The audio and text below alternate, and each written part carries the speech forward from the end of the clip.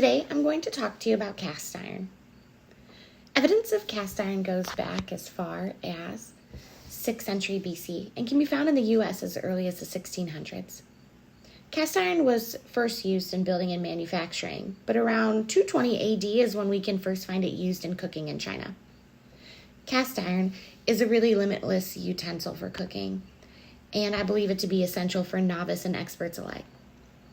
First today, we'll discuss what cast iron is, pros and cons of it, and then we'll finish up by talking about some tips for success in using it.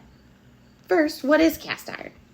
Well, cast iron is an alloy of iron containing about 2 to 4% carbon.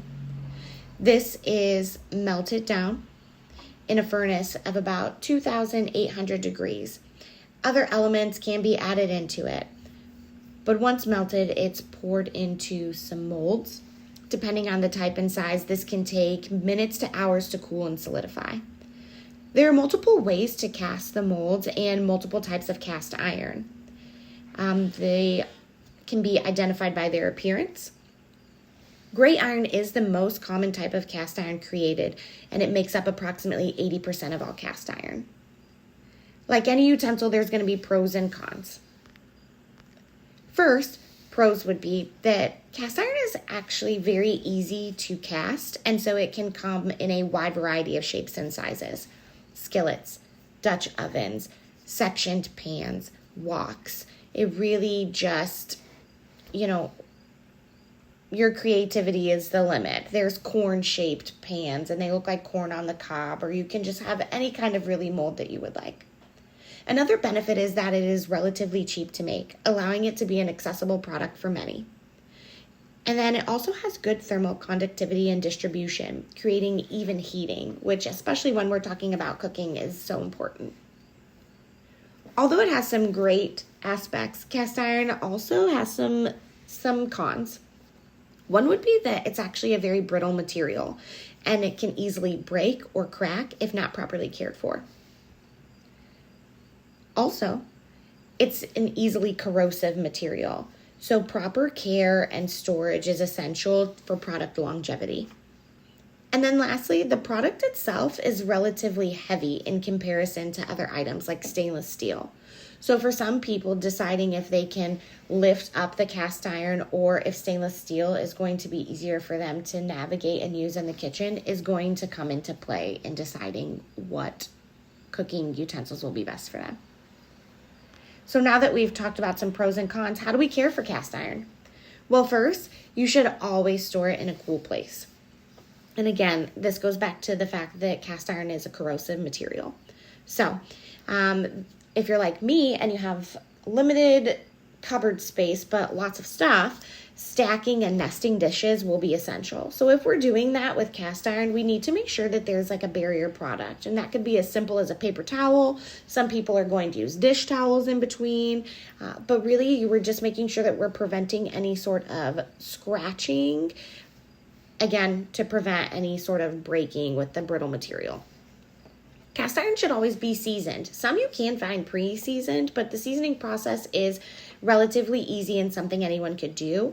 It's just important that we make sure we're following the proper steps. So seasoning does include putting an oil barrier layer on the cast iron and then heating that up. Because cast iron is a porous material, that's going to ensure that any of those pores are filled in, and it's going to prevent any food sticking, burning, and again, aid in that even heat distribution. When we're done cooking, cast iron should be cleaned immediately. Now, we're not going to burn ourselves and take it right off the stove, but we are going to, while it's still warm, go ahead and wipe out any of the leftover food or debris. Once that process is complete, we're going to run it in warm water. We're going to use a soft towel, brush, sponge, nothing abrasive, and that includes abrasive soaps or chemicals. But we're just going to gently wipe out and rub off any remaining debris, and then we'll put it back on the stove and heat it up, and then dry it. And that is how we would take care of that.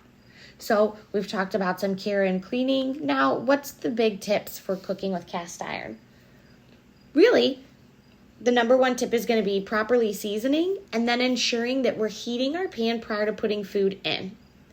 cast iron should be heated up, and then we're going to pour stuff in, or we're going to put our steak in there.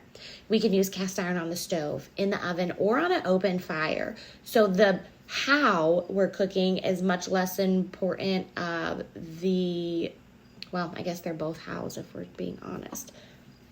It's not where we're cooking, but it's how we're utilizing our pan. Let me say that better. So, inside, outside oven, all of that is going to be fine, but ensuring that our pan is being heated up prior to use is essential.